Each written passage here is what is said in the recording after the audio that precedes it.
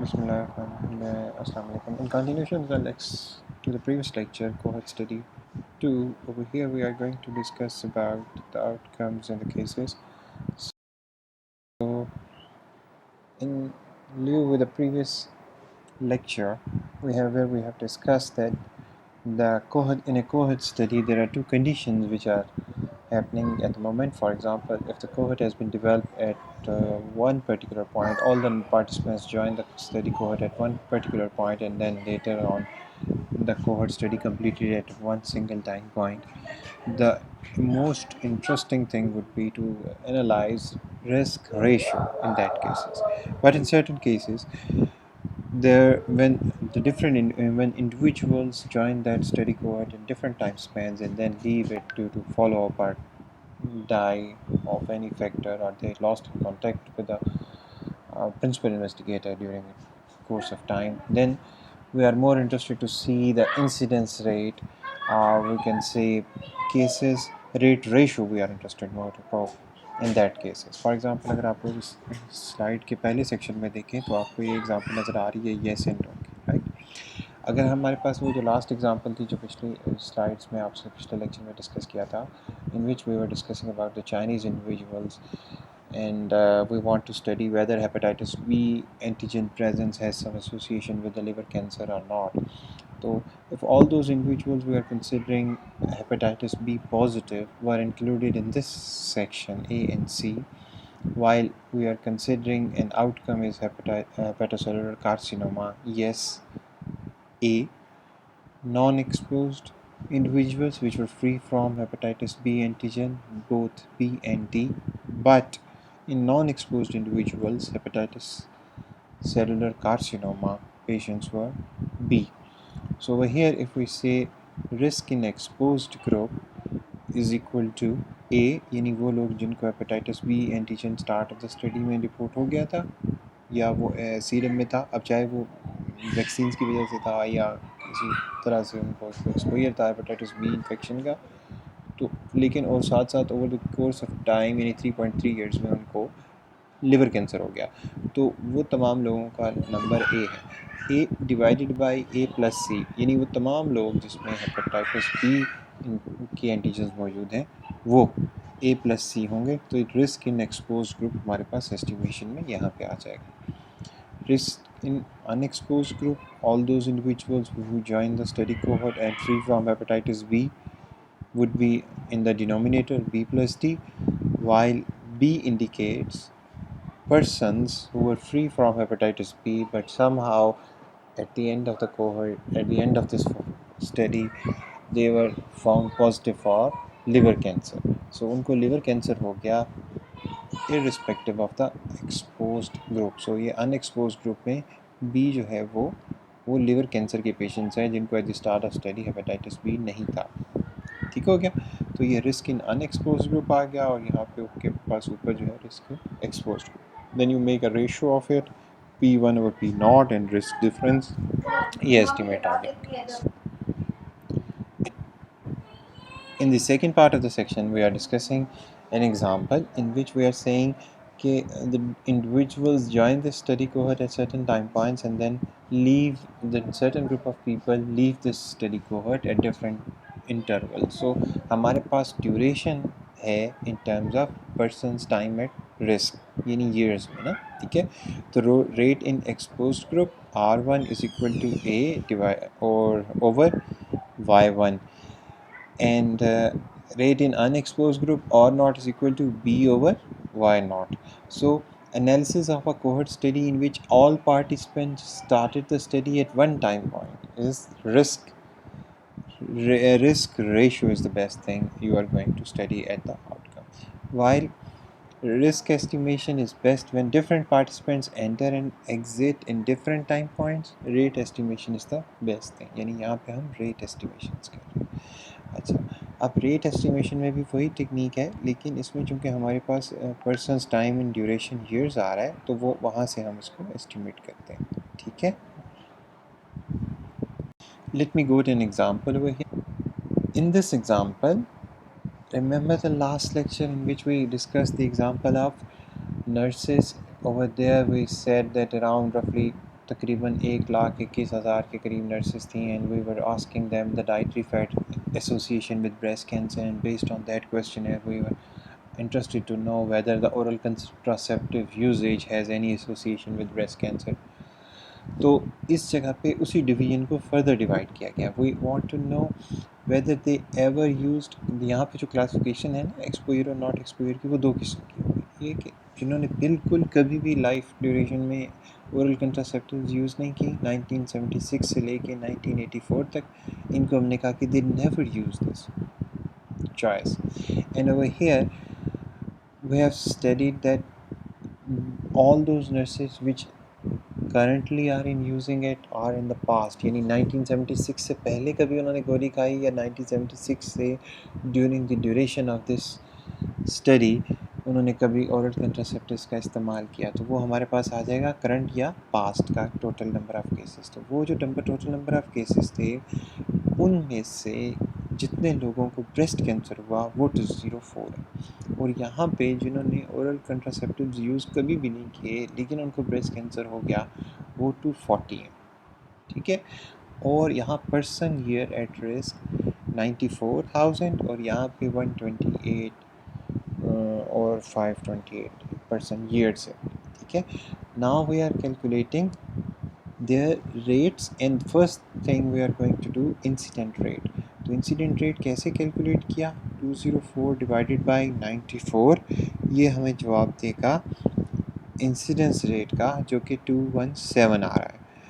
इससे अगले में आप देखें तो 240 डिवाइडेड बाई 128 528 किया तो 187 आ गया. This is also an incidence rate for non exposed nurses, I mean to say non-exposed, who haven't used oral contraceptives even before the start of the study, during the study duration or after that study completion में तक उन्होंने कभी भी oral contraceptives का use नहीं किया. ठीक है. तो अब यहाँ पे इंसिडेंस रेट आया 217 और 187. Now the trick begins. We want to study के रिस्क एस्टिमेशन कैसे हुआ. तो अब रिस्क डिफरेंस है 217 पर 100,000 पर्सनस पर ईयर और 187 पर 100,000 persons per year is equal to 30. ये कैलकुलेशन में आ गया कि रेट डिफरेंस इसका माइनस इसका किया हमने तो हमें 30 पर 100,000 पर्सनस पर ईयर मिला. फिर हम इसका कॉन्फिडेंस इंटरवल कैलकुलेट करेंगे. कॉन्फिडेंस इंटरवल जो कैलकुलेट करते हैं वो -8 to 68 पर 100,000 पर्सनस पर ईयर आया.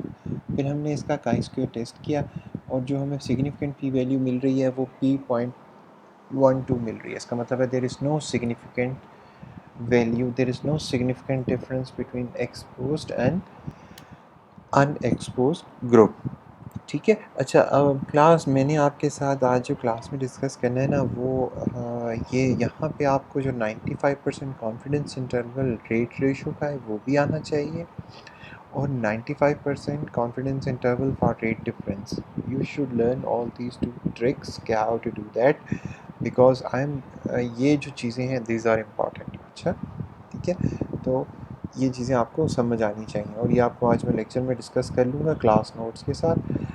मगर I would like you to know all those things जो आपको ये आपको ख़ुद भी कैलकुलेट करना आना चाहिए और इसी के हवाले से आपको आज ये असाइनमेंट भी शेयर किया.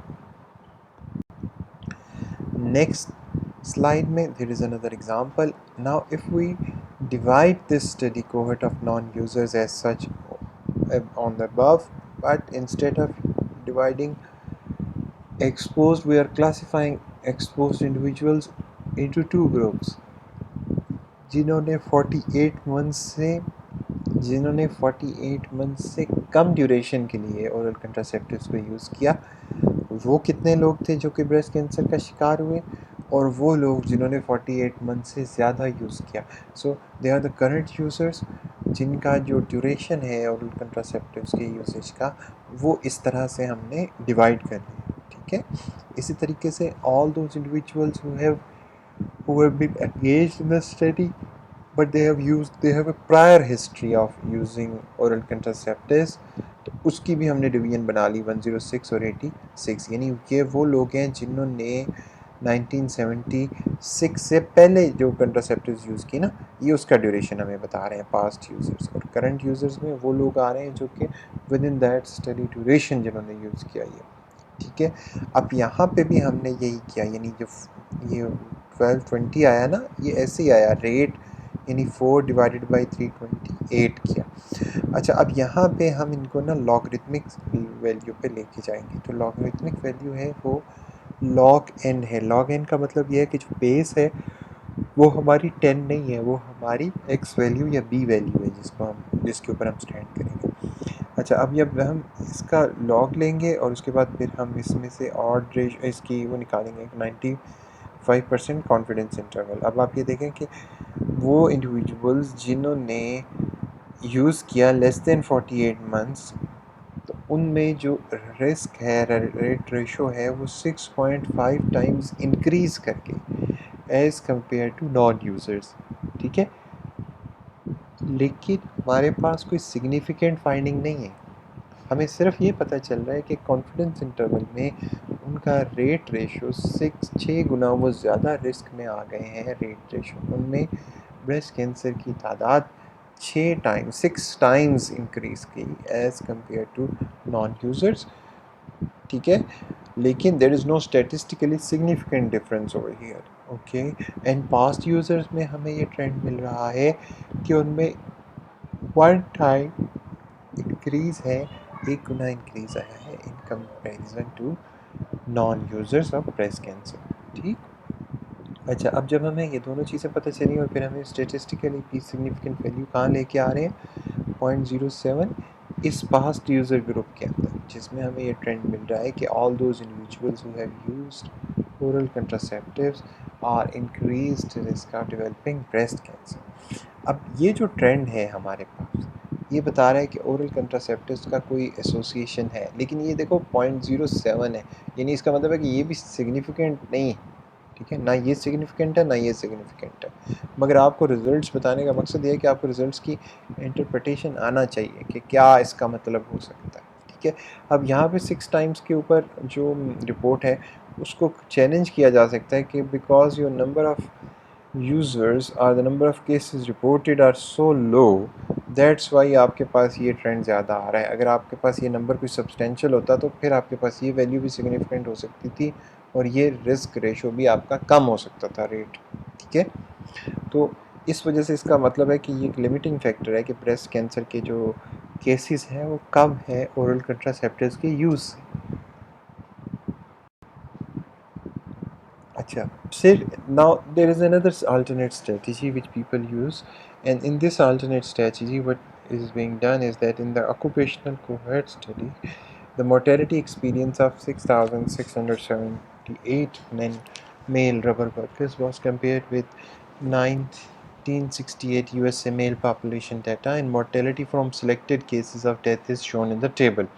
अच्छा, अब इस टेबल के अंदर if you look closely, तो हमने ये किया कि यहाँ पे हमारे पास जो ऑब्ज़र्व डेथ्स हैं वो 489 है। ये केसेस ऑब्ज़र्व किए गए और एक्सपेक्टेड डेथ्स थी 524.9। So standard mortality ratio this divided by this is 93, और 93 आ गया, और 95% इसका कॉन्फिडेंस इंटरवल है। अच्छा, now what is happening, as the name indicates, cohort study with nested case control. In these kind of studies, the strategy is slightly different. Instead of following up a whole cohort, क्या किया जाता है, at day 1 एक cohort को बना लिया जाता है और उस कोहर्ट के अंदर आप अपनी रीडिंग्स को रिकॉर्ड कर लेते हैं। फिर उसी स्टडी के अंदर से आपको वो लोग जो केसेस में पॉजिटिव आ जाते हैं ना, उनको आप ले लेते हो कि जनाब ये केसेस हैं, और उसके साथ एक छोटा सा उसी स्टडी कोहर्ट के अंदर एक कंट्रोल का ग्रुप बना लेते हैं। तो इसको कहते हैं nested case control studies with in a cohort. यानी फ़र्ज़ करो हमारे पास 10,000 लोग हैं जो कि हमारे पास रबर इंडस्ट्री में काम कर रहे हैं। अब रबर इंडस्ट्री में 10,000 लोगों को हमने डिवाइड कर दिया कि रबर इंडस्ट्री के अंदर ये काम कर रहे थे। अब फ़र्ज़ कीजिए कि उसमें से 100 लोग जो हैं they die of the observe death of reasons, और जो है ना जो रबर इंडस्ट्री के साथ कोरिलेटेड मोर्टेलिटी उनकी हो गई। अच्छा, अब 10,000 लोगों में से 10,000 टोटल रबर इंडस्ट्री के अंदर काम करने वाले कोहर्ट डे 1 के अंदर, उनमें से फ़र्ज़ करो कि 250 लोग जो थे वो मोर्टेलिटी का शिकार हुए। तो उस 250 मोर्टेलिटी वाले नंबर को आपने लिया और उसको कहा कि ऑब्ज़र्व डेथ्स हैं, ठीक है? और उसके साथ एक एक्सपेक्टेड कैलकुलेशन आपको पहले से बता दी जाती है, या आप अपना एक कंट्रोल पहले से गेज कर लेते हैं। यानी instead of following up a whole lot of 1000, you just keep them कि जी ये हमारा स्टडी कोहर्ट है, लेकिन हम हर एक को इंडिविजुअल को फॉलो नहीं करेंगे अपने डाटा ऑब्जर्वेशन की रिकॉर्डिंग के लिए। इसमें जो लोग फॉलो अप आ रहे हैं वो ठीक है, जो नहीं आ रहे ना से। After 10 years or 5 years duration of that study, we are going to know how many cases are present, and then we are comparing them with the normal controls, और controls भी हम उसी में से उस टाइम पर ही लेंगे, ठीक है, ताकि हमारा एक कंपैरिजन बन जाए। तो इसको कहते हैं case control study with in a cohort study. इसकी आगे एक और एग्जांपल आएगी जो आपको मज़ीद आसान करेगी। अब ये देखिए, इस कोहर्ट में एक cohort of uranium miners in western Bohemia was retrospectively searched in 1970 of employment records. Workers were eligible to enter into the study if they have started to work underground during 1948 to 59. They worked there for at least 4 years, and personal and employment records were available. अच्छा, तो ऐसे कितने लोग आए? ऐसे 4,320 लोग eligible हुए. They were exposed to high radon level dust, and in one of the two major miners also have high level of arsenic. तो mortality experience in miners का आपने देखा 1990 तक, और average 25 years of follow up है, was being compared with that of the general population of the former Czechoslovakia. Information on smoking and alcohol drinking habits of miners were not available. So mortality in the cohort from the selected cancer site is, ये mortality है जी कि ये लोग इतने शिकार हुए, 704 lung cancer का, 22 fourth हो गए लिवर कैंसर से, और गाल ब्लैडर 12 आया। अब जो एक्सपेक्टेड था, ये एक्सपेक्टेड आपने लिया है calculated using national male age specific mortality rate of the former Czechoslovakia. यानी 1970 में आपने रिकॉर्ड इकट्ठा किया 1948 से 1960 तक के काम करने वाले माइनर्स का, और उनको ये देखा कि क्या वो रेडियन माइंस में काम करते रहे हैं। अगर वो करते रहे हैं तो उनको फिर आगे 25 साल फॉलो किया, और उस 25 साल के फॉलो अप में आपने देखा कि क्या क्या डेथ्स हो चुकी हैं, किन किन कैंसर से डेथ हो चुकी है। फिर उसी ड्यूरेशन में जो एक्सपेक्टेड डेथ्स आपने डाटा के अंदर से चेक की, डाटा अंदर से चेक की, यानी कि चेकोस्लोवाकिया में नॉर्मली लोग लंग कैंसर से किस रेशो से मर रहे हैं, लिवर से कैसे मर रहे हैं, गाल ब्लैडर से कैसे मर रहे हैं। तो आपने फिर ऑब्जर्व्ड ओवर एक्सपेक्टेड से स्टैंडर्ड मोर्टेलिटी रेशो निकाला, और आपको पता चला कि जो लोग रेडॉन माइंस में काम कर रहे हैं, they are 5 times more at risk in contrast to the people in German Czechoslovakia. ठीक है, तो ये आपको समझ आ रही है कि हमने कभी हमारे पास डाटा पूरा ना भी अवेलेबल हो तो हम उसको स्टैंडर्ड पॉपुलेशन के साथ कंपैरिजन करके तो एक अपनी अंडरस्टैंडिंग बना लेते हैं। समझ आई? यही है एपिडेमियोलॉजी का फ़ायदा। अच्छा, अब ये जो नेक्स्ट स्लाइड है, इस स्लाइड में आपको उन्होंने कहा है कि slide I'm going to say differentiate the advantages and disadvantages of the cohort study. Exposure is measured before disease onset and is left unbiased in terms of disease development. So we are not interested that how many exposed and unexposed individuals in Chinese were going to have liver cancer, but we do know that hepatitis B positive individuals in the cohort are these ones. Rare exposure can also be examined. Remember the example of atomic bomb exposure, and we are going to study how many people in this progeny are going to be affected with leukemia or myeloid leukemia or any other sort of cancer. तो ये chronic exposure भी हमने देखा और acute exposure का भी, लेकिन एक रेयर इवेंट है एटॉमिक बम का एक्सपोजर। तो आयनाइज रेडिएशंस का इफेक्ट डीएनए के ऊपर कैसे आ रहा है वो हम उस प्रोजनी के अंदर देख के तो उसको जनरलाइज कर लेंगे अपनी पॉपुलेशन के ऊपर, ठीक है। Multiple exposures can also be examined. Yes, we have an example of it, and where we have studied that the nurses which were being inducted in a study for dietary fat intake, and their association with the breast cancer. We can observe this in cohort studies. So incidence of disease can also be measured among exposed and unexposed individuals. Yes, we have seen the example of exposed and unexposed individuals in this case. Good. What are the disadvantages? The disadvantage is it is a very expensive and time consuming process. Now, the second disadvantage is that change in exposure or diagnostic improvements alter the classification of individuals. That is important. Sometimes the gauges are being set for the threshold के ये बंदा जो है ये पहले disease में था, अब ये डिजीज़ में नहीं है, तो वो जो स्विच ओवर है वो हमारे लिए एक डिसएडवांटेज है. लॉस ड्यूरिंग फॉलोअप में इंड्यूस सिलेक्शन बायसनेस, कि अगर हमारे पास कोई लोग इंडिविजुअल्स जो स्टार्ट में थे और बाद में हमसे फॉलोअप नहीं हो सका तो वो सिलेक्शन बायसनेस करेंगे. उस केस में आपको नेस्टेड केस कंट्रोल की तरफ जाना पड़ेगा. Thank you very much for your time and patience listening to this video. Thank you so much. Okay. Allah Hafiz, look after yourself.